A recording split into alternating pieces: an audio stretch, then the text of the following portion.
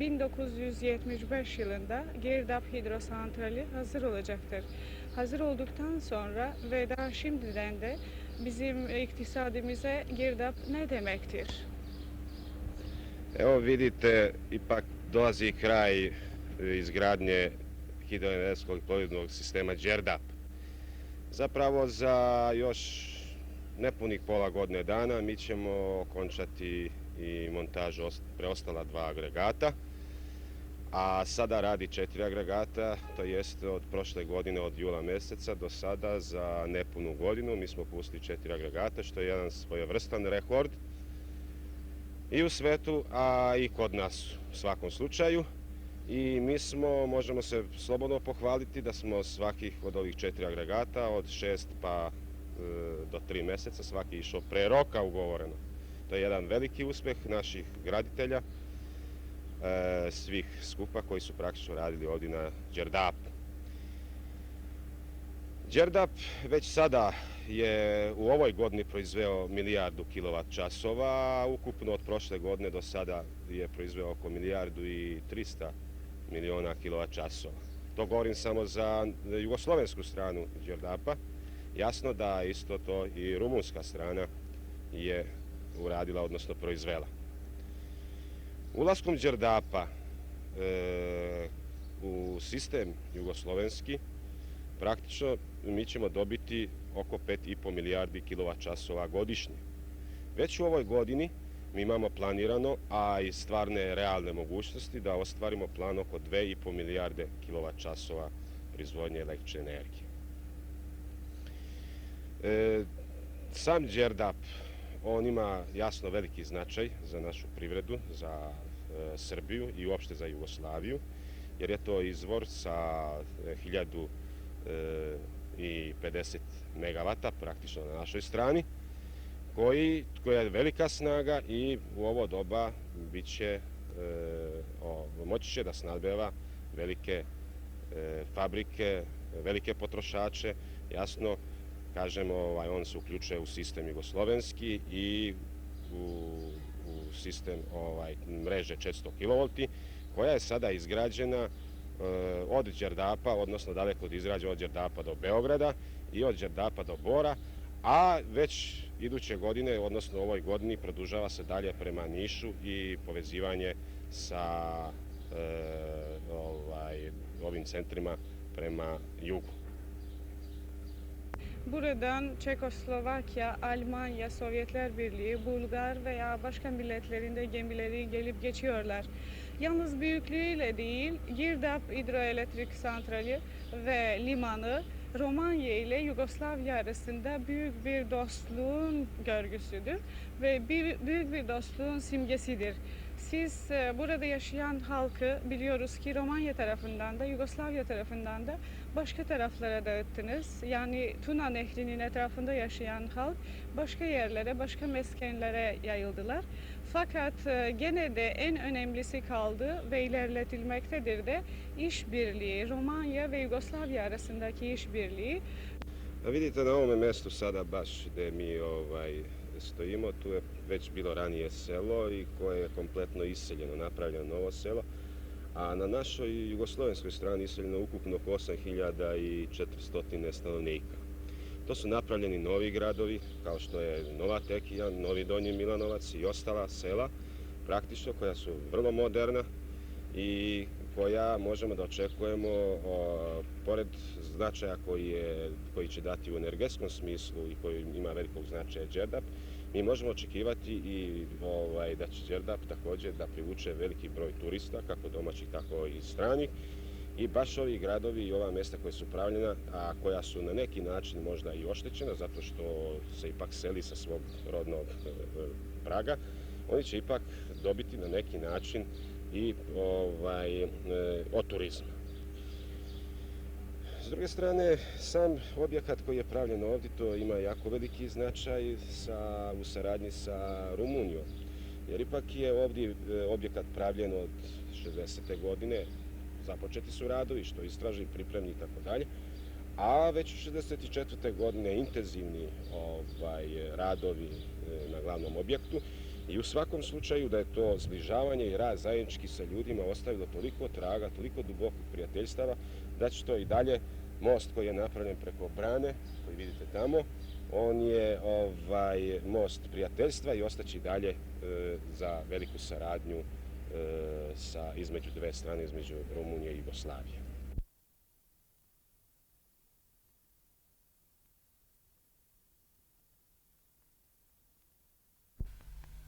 Sayın seyirciler, karşınızda Türkiye eleştirmeni ve folklorcusu Sayın Tahir Alangu.